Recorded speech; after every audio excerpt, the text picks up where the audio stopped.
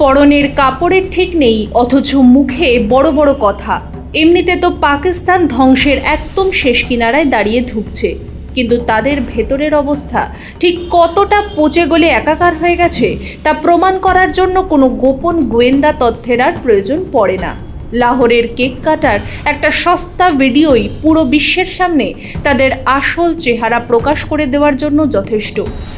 14ই August নাকি তাদের তথাকথিত স্বাধীনতার দিন, আর সেই তথাকথিত বিশেষ দিনেই খোদ পাকিস্তানের মাটিতে যা ঘটল তাকে খোদ স্বাধীনতাপ্রেমী অশিক্ষিত পাকিস্তানরাই বলছে জশন ই জাহলাত, অর্থাৎ মূর্খতা, চরম অসভ্যতা আর বর্বরতায় ভরা এক উৎসব।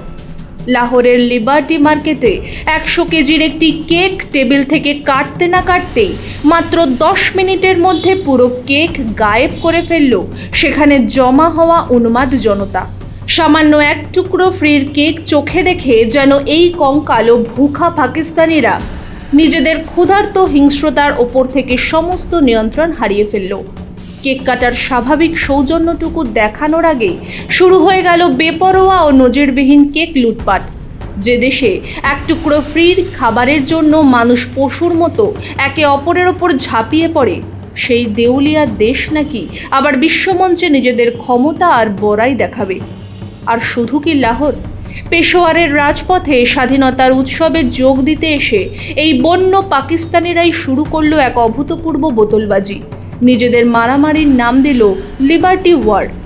আসলে কারণ আর কিছুই নয়, তাদের রক্তের ধমনীতে নাগরিক বোধ বা ন্যূনতম কোনো শিষ্টাচার বলতে কিছুই আর অবশিষ্ট যে নেই। অন্যদিকে করাচির কথা তো না বলাই ভালো। স্বাধীনতার উদযাপনের নামে সেখানে চলল প্রাণঘাতী তাণ্ডব। দিন দুপুরে অন্ধের মতো হাওয়ায় গুলি বর্ষণ করে 17টি নিষ্পাপ শিশু ও 10 জন নারীসহ মোট 68 জন সাধারণ মানুষকে হাসপাতালে পাঠালো এই চরম বিশৃঙ্খল অসভ্যের দল। একজনের মৃত্যুও হয়েছে।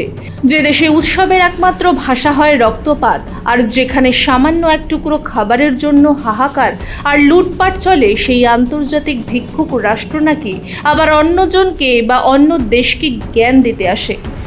বিভিন্ন আন্তর্জাতিক রিপোর্ট স্পষ্ট জানাচ্ছে পাকিস্তানে এখন দরিদ্রের হার রেকর্ড গড়ে প্রায় 29% গিয়ে ঠেকেছে। 7 কোটিরও বেশি পরাধীন ও অসহায় মানুষ সেখানে প্রতিদিন দুবেলা পেটে না খেয়ে চরম কষ্টে দিন কাটাচ্ছে। মূল্যবৃদ্ধি, জ্বালানি সংকট আর বেকারত্বে জর্জরিত এই ক্ষুধাচ্ছন্ন জাতির কাছে তাই এক টুকরো ফ্রির কেক যেন এক মহাঔষধের মতো মনে হয়। এই হলো তাদের তথাকথিত স্বপ্নের আজাদি। পেটে এক মুঠো ভাত নেই, কিন্তু হাতে বেআইনি বন্দুক আর রাস্তায় নেমে প্রকাশ্য লুটপাট। সবচেয়ে মর্মান্তিক ও হাস্যকর বিষয় হলো এই আন্তর্জাতিক ভিক্ষুক পাকিস্তানেরই নতুন পরম বন্ধু হয়ে উঠেছে আজ বাংলাদেশ। পাকিস্তানের এই দেউলিয়া কাঙালপনা, চরম নৈরাজ্য আর অসভ্যতা নিজের চোখে দেখার পরও নিজেদের রক্তক্ষয়ী ইতিহাস ভুলে গিয়ে তাদেরই সাথে নতুন করে কোলাকুলি করেছে ঢাকা।